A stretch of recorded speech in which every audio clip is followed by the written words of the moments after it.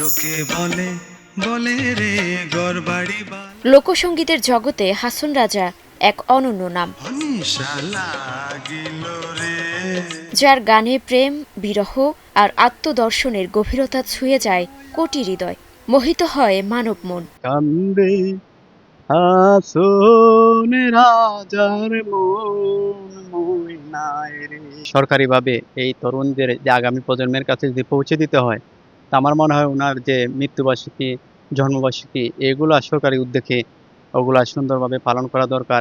অমর সব গানের স্রষ্টা, বাংলা লোকসঙ্গীতের মরমী সাধক হাসন রাজার আজ ১০৩তম প্রয়াণ দিবস।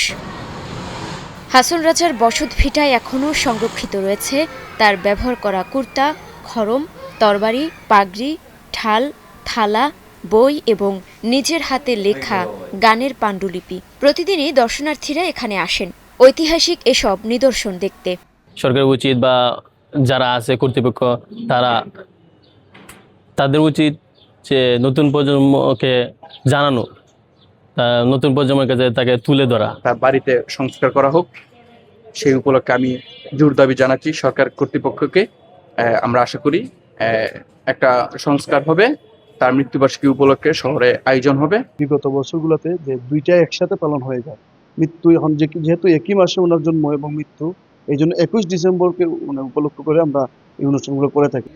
মরমী সাধকের স্মৃতি ধরে রাখতে গঠন করা হয়েছে হাসন রাজা ট্রাস্ট। এই ট্রাস্টের মাধ্যমে প্রতি বছর পারিবারিকভাবে নানা আয়োজনে তাকে স্মরণ করা হয়। তবে এবছর বড় কোনো আয়োজন না হলেও ভবিষ্যৎ পরিকল্পনার কথা জানিয়েছেন রাজার বংশধররা। আমাদের এবার চিন্তা আছে ২ দিনের একটা অনুষ্ঠান করা, উৎসব করা। তো এই ২ দিনের উৎসবে আপনারা সবাই আমন্ত্রিত থাকবেন। আপনারা জানেন এর আগে আমরা অনুষ্ঠান করেছি, সবাইকে নিয়ে করি। প্রয়াণ দিবসে কোনো আয়োজন না থাকলেও জন্মদিন সাড়ম্বরে পালনের আশ্বাস দিয়েছেন জেলা কালচারাল কর্মকর্তা। আমরা চলতি মাসের ২১ ডিসেম্বর আমরা মরণকবি হাসন রাজার স্মরণ অনুষ্ঠানটি করছি। হাসন রাজার ওনার জন্য জন্মবার্ষিকী বা ওনার স্মরণ অনুষ্ঠানটা যেন আমাদের এই সরকারিভাবে জেলা উপজেলা পর্যায়ে পালিত হয়, এর জন্য একটি প্রয়াস হচ্ছে, চলমান আছে। হাসন রাজার পুরো নাম দেওয়ান হাসন রাজা। সুনামগঞ্জ শহরের অদূরে সুরমা নদীর তীরে তেঘুরিয়া গ্রামে ২১ ডিসেম্বর ১৮৫৪ খ্রিস্টাব্দে জন্ম তার। তার মৃত্যু ৬ ডিসেম্বর ১৯২২ সালে। প্রতাপশালী জমিদার আলী রাজা চৌধুরী ও হুরমত জাহানের দ্বিতীয় পুত্র ছিলেন তিনি। Desk report, star news.